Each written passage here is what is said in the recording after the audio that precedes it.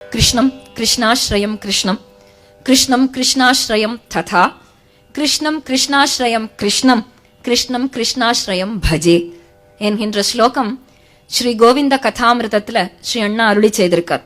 ஒவ்வொரு கிருஷ்ணனுக்கும் ஒவ்வொரு அர்த்தம். கிருஷ்ணன்கிற சப்தம், கிருஷ்ணன்கிற சொல்லுக்கு பலவேறு அர்த்தங்கள் உண்டாம். இந்த ஸ்லோகத்துல 8 கிருஷ்ணன் 8 அர்த்தம் உண்டு. கிருஷ்ணன் அப்படின்னா வியாசருக்கும் கிருஷ்ணன்னு பெயராம்.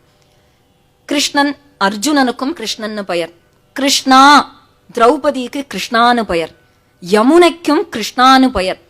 கிருஷ்ணன்னா சியாமளவர்ணன், கருப்பா நீலமேக காந்தியா இருப்பானாம். நீலமேக சியாமளா அந்தனே சொல்றா.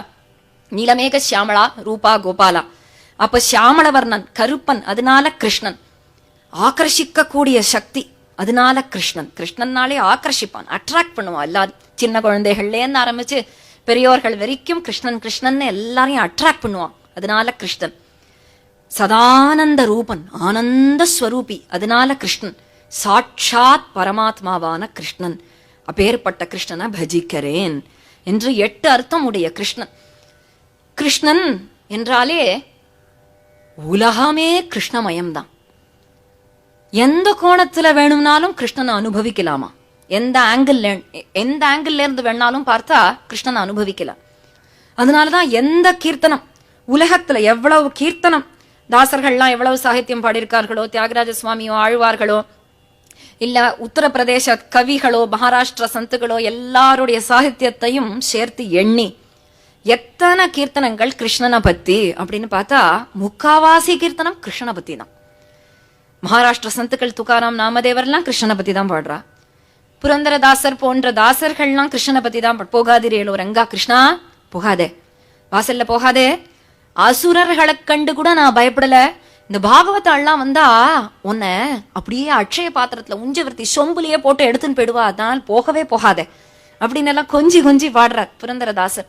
யசோதையா வாத்சல்ய பாவத்துல தானே யசோதையா மாறி அப்படி அவ்வளவு சாகித்யங்கள் கீர்த்தனங்கள் தேவர் நாமாக்கள் கிருஷ்ணனை பத்தி.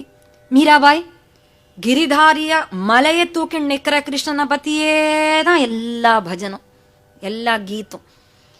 உத்தரப்பிரதேசத்துல இருக்கிற கவிகள் எல்லாம் கிருஷ்ணனை பத்தி. ஊத்துக்காடு வெங்கட கவி காளிய நர்த்தனம் ஆடுற கிருஷ்ணனை பத்தியே தான், ராசலையில ஆடுற கிருஷ்ணனை பத்தியே தான் கீர்த்தனங்கள்லாம்.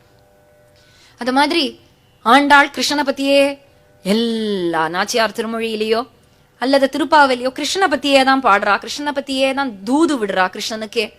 ஆழ்வார்களுடைய பாசுரம் எல்லாம் கிருஷ்ணன். அப்போ எந்த கோணத்துல வேணாலும் கிருஷ்ணனை அனுபவிக்கலாம்ங்கிற காரணத்தினால தானே இவ்வளவு கீர்த்தனங்கள் நம்ம கிருஷ்ணனை பத்தி. தியாகராஜ சுவாமியும் சொல்றார், கிருஷ்ணன் இடத்துல எது இல்ல? திரிபுவன பாலா, 3 உலகத்தையும் காப்பாற்றக்கூடியவன். உலகம் 3 உலகத்தையும் காப்பாற்றுறவன், லோக நிர்வாகம் பண்றவன். ஆனா கஷ்டப்பட்டு காப்பாற்ற மாட்டானா? நம்ம எல்லாம் ஒரு குடும்பத்தை காப்பாத்தனம்னாலே கஷ்டப்பட்டு தானே. குழந்தைகளை காப்பாத்தணும், அவர்களை காப்பாத்தணும், இவாளை காப்பாத்தணும், சாமா செட்டு வாங்கணும், சமையல் பண்ணணும். ஒரே ஒரு குடும்பத்தை காப்பாத்துறதுக்கே அவ்வளவு கஷ்டமா இருக்கு இல்லையா?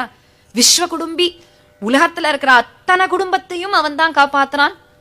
ஆனா கஷ்டப்பட்டு இல்லாத வேணுகானம் பண்ணிண்டே திரிபுவன பாலா கானமூர்த்தே.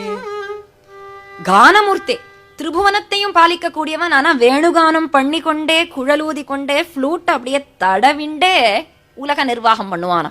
அப்படின்னா என்ன சாமர்த்தியம் இருக்கணும்? அது லோக நிர்வாகம். அது ஒரு சைடு, ஒரு ஆங்கிள். இன்னொரு ஆங்கிள் கிருஷ்ணன் கானலோலன், கானமூர்த்தேன்னு தானே கூப்பிடுறார். இந்த ராகம் பயிரே கானமூர்த்தி அப்படிங்கிற ராகம். கானமூர்த்தே அப்படின்னு கிருஷ்ணனை கூப்பிடுறார்.